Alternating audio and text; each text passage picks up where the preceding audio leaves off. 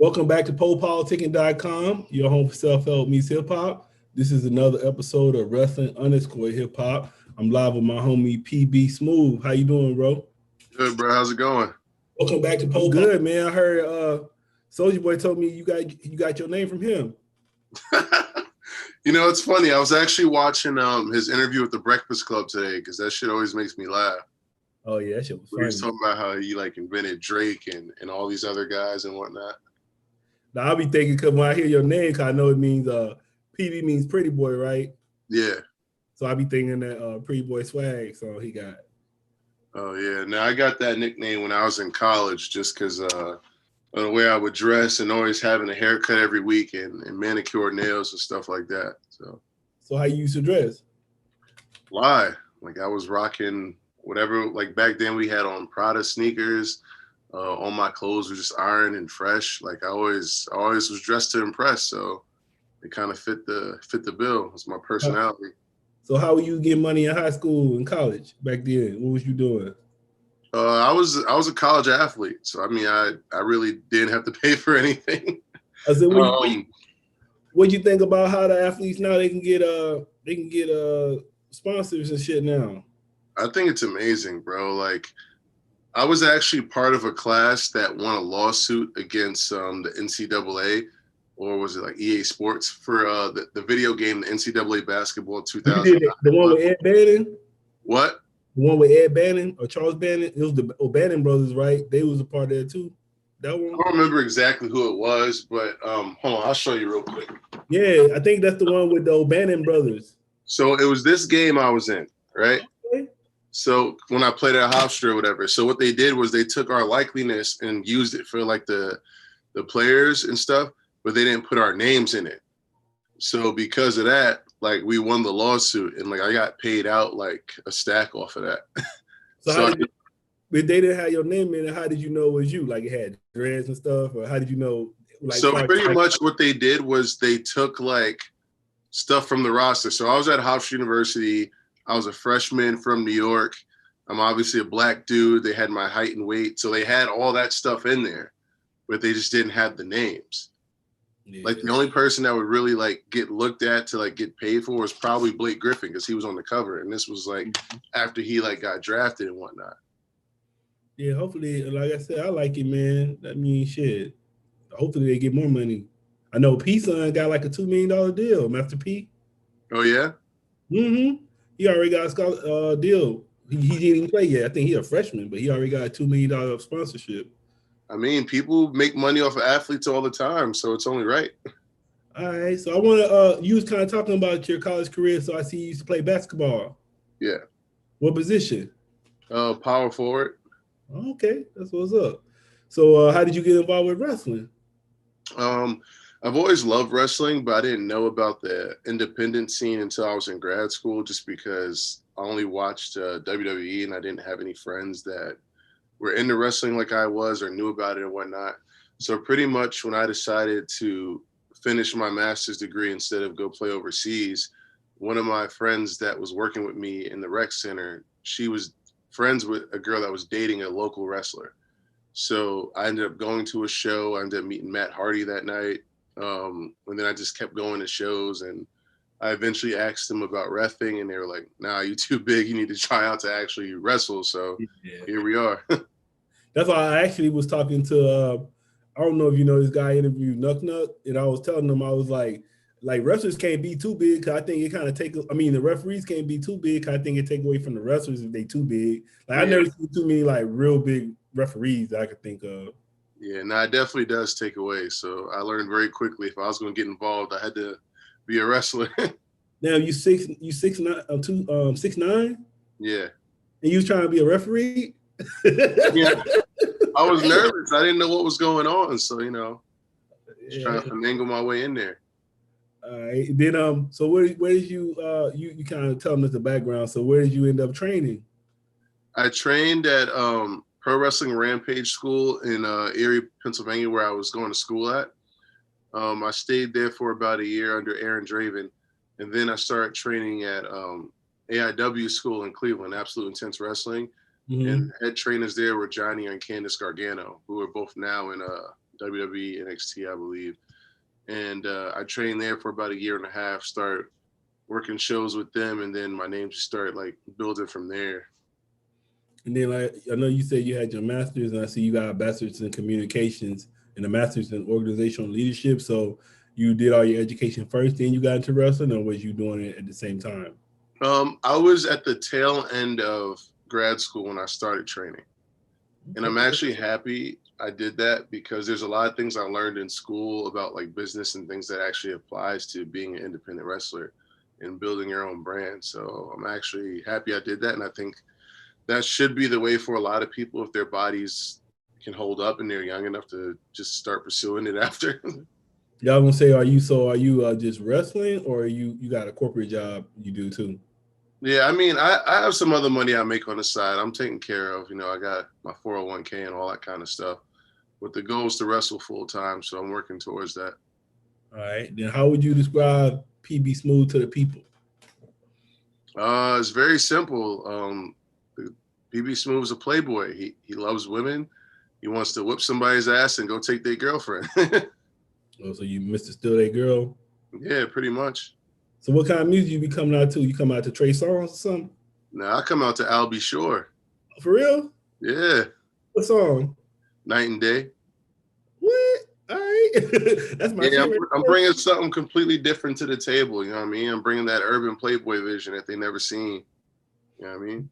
Yeah, I don't know if you know, they actually I think a couple of months, like last year, they told Albie Shore he only had like 6 months to live, but he beat it.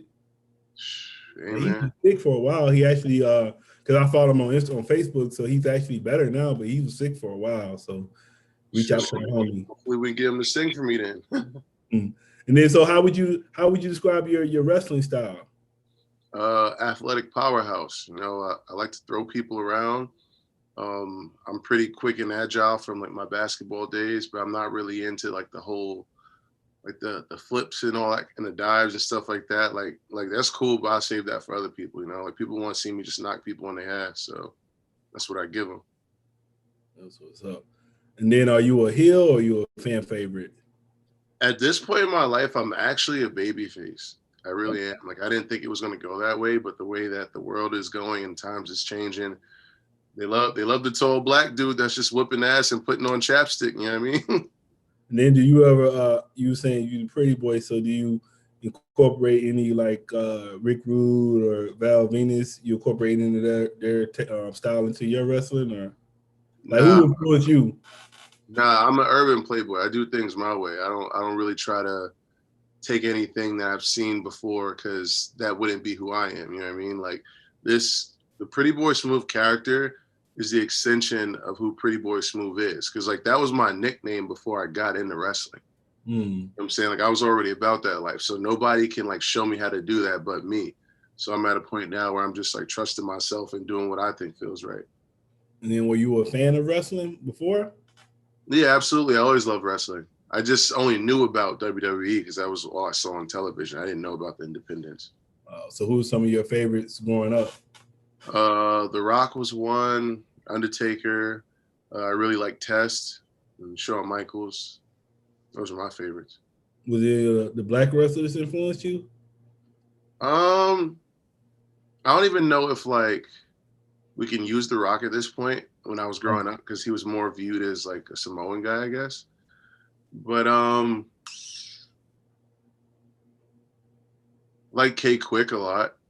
Before he was like R-Truth and whatnot. But those were the main ones that influenced me in terms of wrestling. So yeah, I guess I was thinking about with your build, you kind of remind me of Shad a little bit. Rest in peace. But you kind of remind me. You kind of look like your build remind me of him a little bit. Well, what's crazy is I was actually supposed to wrestle him. Oh. We were supposed to have, it was me and Trey Lamar, 40 Acres versus Crime Time. And then COVID hit, so it never happened. And unfortunately, he passed away shortly after that. So that would have been a great experience still to like be able to work with him and learn from him and whatnot. So. And then, so I saw you wrestle. Can you talk about some of the promotions you wrestled in? Yeah, I've wrestled for GCW for the For the Culture series. I've wrestled for Beyond Wrestling. Absolute Intense Wrestling is the main show I do. I've done numerous promotions in Indiana, numerous promotions in Pennsylvania, like Rise and Revenge. I've done IWC before. I've done stuff in St. Louis. I just try to travel wherever I can, honestly. And I'm actually headed out to the West Coast in August. I'm booked for Catch Pro in Las Vegas, August 8th. So that'll be sweet. Yeah, I think I want to say I'm pretty sure I saw you because I watched both of those for the culture, so I know I probably saw you on that. Cause I watched, I like those. It was cool. I like Game Changer Wrestling overall. I think that shit hard. I be watching that. Yeah. Yeah, they It look have like, like a real outlaw vibe to them. yeah, it look like they come out with something like it's like every month I see like about 2-3 shows they coming out with. Yeah, they be hustling there. They're on the road. And then even the Beyond Wrestling, I be because I have that Pluto TV, so sometimes they show the Beyond Wrestling on the Pluto TV. I'll be watching that too. Oh yeah, I was in their tag tournament this past year. And then I saw you was on AEW Dark Evolution. Elevation, yeah. Yeah, I did that with Matt Justice, who actually works AIW with me. So it was kind of cool to be there with somebody I know. Yeah, I mean, I kind of like I don't know who this is, but I found somebody on Instagram, and what they do is all the wrestlers that show up on Dark that make their debut, they post them. So it's kind of cool because you can kind of see all the new wrestlers. So I like it, whoever's doing that. But I was like, it's cool because I actually like Dark too. I just like how they showing the new wrestlers. I always like to find the new wrestlers before everybody else know about them. You know, I kind of treat it just like the rap game. Like I like catching people before everybody else know about them and stuff. No, I totally understand that and respect that. Thank you for doing that. No doubt. So I would say, so what's going on with you right now with your current projects?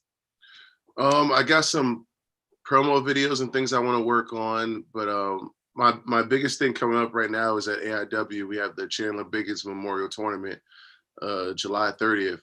And Chandler Biggins was one of the promoters at AIW that unfortunately passed away back in 2017. And me and him were really close. So this tournament holds a real special place in my heart. And I'm going to try to be tip top shape for it and be ready to go. So like that's in like 2 weeks, July 30th. Let's see, you had an 8-month title reign with Hornswoggle. Yeah.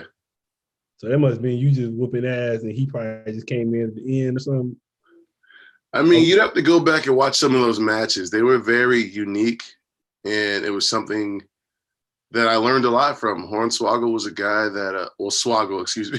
Swoggle's a guy that you didn't expect to be in WWE as long as he was, but he made like a 10-year career out of it, and he knows how to control a crowd. So it was cool to like, get to work with him and learn from him for 8 months. So what is something we was kind of talking about it throughout it, but what are some of your interests outside of wrestling? I like music. I like video games. I obviously like women. And that's really like the main stuff I'd say. And I like going on random trips. Like I love the car rides, so I could really be going anywhere. Like I don't mind driving for a few hours by myself. What kind of video games you play? You said video games? Yeah. I'm at the tail end of Resident Evil Village right now. Okay. But before that, I was playing Mortal Kombat. I had Mass Effect. I really like a lot of those action adventure games. So anything from like a Mass Effect to Grand Theft Auto to like a Devil May Cry or something like that. So yeah, I'm doing the Sim League. So now it's like you don't even play no more. You just build your player and then you watch you play against other players. So I do that for UFC. I do that for 2K. Got Race Car League. So it's kind of fun sometimes because sometimes you can't really play, but it's just better if you watch it and just do other stuff. Yeah. That's like the new thing on Twitch. It's a lot of like communities like that. Oh, that's okay. Yeah, somebody's been trying to get me to make a Twitch. I just haven't gotten around to it, really explored it yet. Yeah, you need to make one, man. Like shit, you get paid off Twitch once you get enough views. You start getting paid. Yeah, I got to understand what I'm doing on there first. Then I see you got a scholarship fund. So you want to talk about it?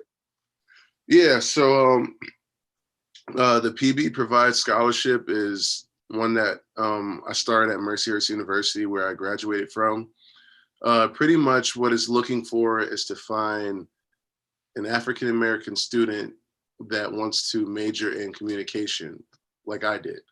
My goal is to help diversify the school and get more people in that field of communication, because I feel in today's society we're lacking knowledge when it comes to reading and writing and interviewing and reporting and things like that.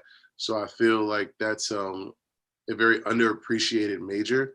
We were fortunate enough to get one student so far, so she's getting a certain amount of money for the next 3 years, and now I'm in the process of trying to find somebody else, because it's something I just want to keep going. And I was lucky enough that I actually got a lot of fans that wanted to donate to it, so that was helpful as well. So I'm just trying to build a legacy, you know what I mean?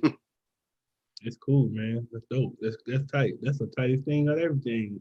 You give it back. That's always real good. Yeah, absolutely. So where you want to go with your wrestling career? Like, what are your top 3 goals right now? um I want to work for a full-time TV company, but it has to be the right one. So I'm at a point now in my career where I'm just trying to like enjoy myself and embrace the character and keep working on building up my brand, and then see what comes out of that, as opposed to going, I want to work for this specific place because that place may not be the one for me. You know what I mean? So I'm just trying to enjoy myself because I'm really living my dream right now. You know, like I'm getting paid, I'm getting flown across the country to wrestle, and that's what I wanted to do. So just enjoying that, and then when the time comes for me to do other things, I'll be ready for it. And then, like you were saying, you want to sign with wrestling organization on TV.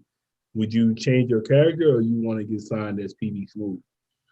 I prefer to be signed as PB Smooth because I think it's something unique, and I don't think there's a roster out there that has anybody like me. Like, I don't think that anyone fits the bill of what I'm doing, and I feel like it brings something new to the table. So I would like the opportunity to show that. So yeah. What's up, man? All right, sure. What else? Anything? Give us some fun facts about you people might not know. Give us something people might not know about you. Um, you hit all like the main stuff. Let's see. We already talked about the video game. We talked about the scholarship. We talked about wrestling stuff. Um, yeah, I mean, if anyone really wants to know more about me, they can head to prettyboysmooth.com. My Wikipedia page is on there. Information on the scholarships on there. All my social media links, just everything's just right there for you. Merch, everything. Yeah, I guess like when I think about it now I see your masters in work, because a lot of wrestlers they don't got no website. So even when I was looking, I was like, damn, he got a website. So Yeah, then man. I went to the Wikipedia. I was like, damn, he got a Wikipedia too. So yeah, that's what you was talking about. It teach you like the business part of it. Yeah, branding is the name of the game. Like we are our own businesses, and if we want to be taken seriously, if you want to make real money, you want to have fans that want to support you and stuff, you got to invest in that, and that's what I'm trying to do at this point. Then are you a hip hop fan? Oh yeah, absolutely. So who your top 5 right now? That's a tough one because I'm kind of one of those guys that listens to music based on whatever mood I'm in. Um, I really like Russ. Um, really like Ace Hood. I still got some old Nas that I play here and there. Um, there's a lot of Tory Lanez on my playlist, and then I listen to like Funk Flex freestyles because like I miss being in New York. So whenever he puts out a new freestyle of somebody, like I'll listen to those. So some of those guys like Arsenal and Murder Mook and Charlie Clips, like those kind of guys. I was really into like battle rap and stuff. So what do you like about Russ? Just his message, you know, like he's a guy that gets a lot of flack, but a lot of his music, you can tell the type of person he is through it. You know what I'm saying? Like he has like a very like self-made like attitude about him, and like the way that he produces his music, he writes, mix masters, engineers, all of it. Not many people could say they've done that. You know what I mean? Like he sold out the Staples Center by himself. like he gets like a lot of hate, but like the statistics show that he knows what he's doing. So like, and he was one of like the first guys, like aside from like Soldier Boy, I think that really used the internet on his own to like build his brand. You know what I mean? Like he was on SoundCloud, I think, dropping like a song a week until like it created like a buzz based on the ones that they liked, and he made like an album from it. Like he's very like methodical in his approach to things, and he has that like very delusional self-belief that keeps him going even when he has people that's like throwing shade his way and like don't rock with him and whatnot. And that's kind of what I try to take away from him when it comes to like this wrestling thing, because wrestling Twitter could be toxic. You can get highs and lows from like anything you read on the internet and whatnot. But I think the biggest thing for me to do is to remember why I'm doing this and that I love it and believe that I can go far with it. So like his music helps me remember to do that. You know what I mean? Yeah, I remember. Yeah, I mean, I think he like only thing turned me off with him one time. 'Cause I remember one time I watched an interview and he was trying to say he the best rapper. I don't believe he's the best rapper, but I Well, for do. sure. But think about this though. Who doesn't say they're the best rapper? I know, but I'm Everybody saying, says that. yeah, I mean, but he did like the how big he is without really like radio behind him or anything behind him. That's impressive. Like he built a lot, like a big ass fan base to not to be, have a label behind him or anything like that. So he doing something right, like you said. Yeah, you can't deny that. And then I noticed too, the other thing I noticed he does, seem like he does a lot of videos giving people the game on how to do it. He's not like keeping it to himself. So yeah, it's cool. That's cool what he doing. Yeah, it's one of those things where once you realize what's actually going on, you end up liking him more than you thought you would. You know, people like just hate him for whatever reason. So it's kind of funny because like I would watch his interviews like specifically to see like how he talks to people, his approach with things, like why people are turned off by him and all that. And like it doesn't check out to me. I think he's a stand-up dude for real. So what are you listening to get you hyped before your match? Now before matches is a little different. I actually kind of like to mellow out a little bit because I don't like being like too like hyped up because that's not who I am. Like I'm a cool, smooth dude, you know what I'm saying? Like there certain things will happen in a match that'll trigger me, but like that's not really the vibe I go for out the gate. So like I'll listen to like The Weeknd, Party Next Door, like stuff like that kind of deal. Yeah, Weeknd gonna have you on some cocaine though. Listen to that. I like Weeknd too, but I was mad, man. I was mad at the Weeknd, that Super Bowl performance. I was like, Yeah, oh man, I wanted that Raw feud. I wanted that Raw Weeknd. He was saying like the commercial Weeknd. I like the Raw Weeknd though. yeah, there's the Super Bowl. There's kids watching that. You gotta do the commercial stuff. It didn't stop Janet Jackson though when she did her thing. So. Yeah, I mean, you have a point. I don't watch it, so I wouldn't know. But you got a point there. So are you watching? Far as with the wrestling, are you watching wrestling now, or are you just doing it? Or are you watching it still too? I'm more immersed in the content creation aspect right now. So like there are times that I'll sit down and I'll watch like Raw, SmackDown, or like AEW or something like that.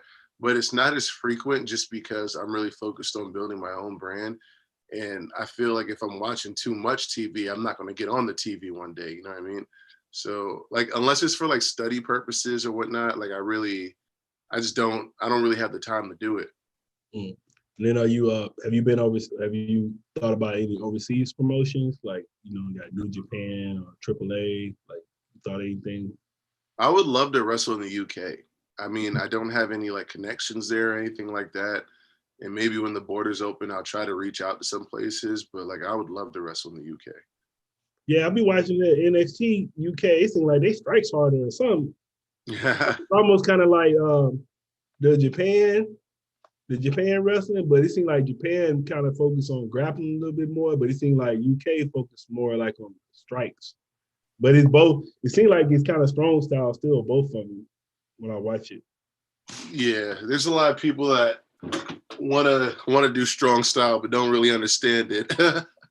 But yeah, like I've always enjoyed watching like UK wrestling. Pete Dunne and Tommy Ann were some of my favorite guys watching. So if I ever got the opportunity to go over there, I would definitely be down to do it. What do you mean by you saying they don't know how to do it, strong style? What? You said you was talking about the strong style. You said a lot of people don't know how to do it.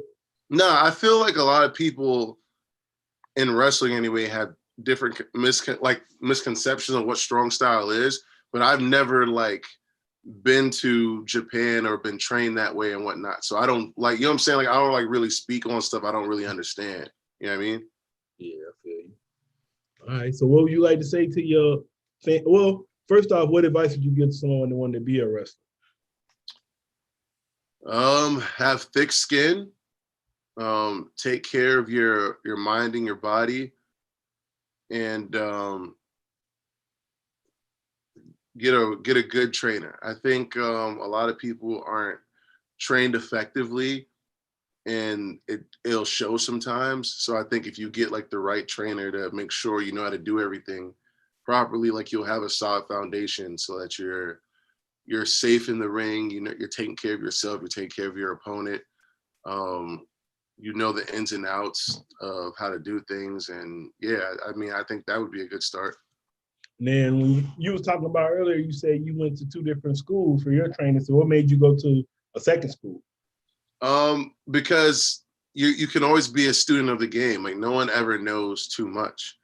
You know what I'm saying? Like I can be somewhere for like a certain amount of years, but if I don't go train with somebody else and learn like their style thing, I'm not growing as a wrestler. You know what I'm saying? Like I feel like you should never have to be married to one specific school. I actually ended up training somewhere else after that. I trained in Buffalo, New York for Grapplers Anonymous under the Blade, who's now in AEW. And it's cool learning from different guys, like their interpretation of how they do things and whatnot. So I think it's important to always be a student of the game. It seems like it's hella schools out now. Yes, you just gotta make sure you go to the right one. Yeah, because I guess when I was like, when I was like 18, it was like 2000. So I guess we didn't have social media, so we didn't know about all these schools. But now it's like hella schools. We're like, damn, all these schools out. For sure. All right. Then what would you like to say to your fans and supporters? Thank you for supporting me. Thank you for rocking with me. It's only up from here. I'm just gonna keep improving, keep working on my stuff, keep building my craft, and make sure you follow me on social media. Head to prettyboysmooth.com for any merchandise or anything else you want to check out, and I'll be around. I'll say, was you in that battle royal with Faye? Well, the gray sweatpants joint, yeah. I was like, she balling with that shit. That shit was funny. I was like, oh hell. Oh yeah, she set me up with that one. But it was cool though. It was fun. I actually came up with that whole dance that we did, like the little Magic Mike joint. So that was pretty sweet. All right, man. I want to say thanks for coming through politicking with me. Absolutely. You got any shout outs? Shout out Faye Jackson. Shout out Faye Jackson and shout out who your other homegirl. You better shout her out. Shout out Lovely Laveau. She is my marketing advisor. Yeah, she cool. What's up? Yeah, all right. What's your social media and everything? It's easier to just go on prettyboysmooth.com because I have all the links there. But my first Twitter got shut down. So now my Twitter handle is at prettyboysmooth, but the O's and smooth are zeros. So you have that. My Instagram is pb_smooth. And those are the main ones I use. So, I mean, like there's the YouTube channel, Too Smooth TV, but I haven't updated it yet. And that's really about it. Yeah, man, you got to make some vlogs, man. Tell us how to be smooth like you. Well, I've actually had some vlogs on there from before. I did like a year-long series called Monday Vibes, and it was just videos of me talking about things that would help me get through Mondays and like wake up with energy and stuff like that. But that was like early on in the game. So they were kind of like, I was still nervous in front of a camera or whatnot, but there's like 52 of them like on the YouTube channel. So you can check that out. Yeah, because I was listening at, I don't know if you know Sammy Gravato. You know him, Sammy Gravato, the one with, I might be saying his name wrong, but Sammy Guevara. Yeah. And his damn YouTube popping like a mug. I think that's why. Man, that shit probably got him on because his YouTube is popping. Like it should be having hell of views. I'm like, damn. Like he just everything he does, he makes in the blog. Like so, he be getting a lot of people. So that shit. Well, that's the thing. To be a draw, you got to be able to get people outside of wrestling, and I think he has a good sense of how to do that. So that's awesome. I think if he learned, I think he probably learned from Jericho. Cause I think Jericho he doing a good job with that, just staying relevant and everything, all the stuff he does. Yeah, I think they're all doing a good job over there. Yeah, I had got some before. Little bit of bubbly. All right, man. So we out to the next time. Yes, sir. Any final words for the listeners? Keep it player. That's all I got. I'm gonna say keep it pimping. You say keep it player. I'm gonna keep it pimping over here.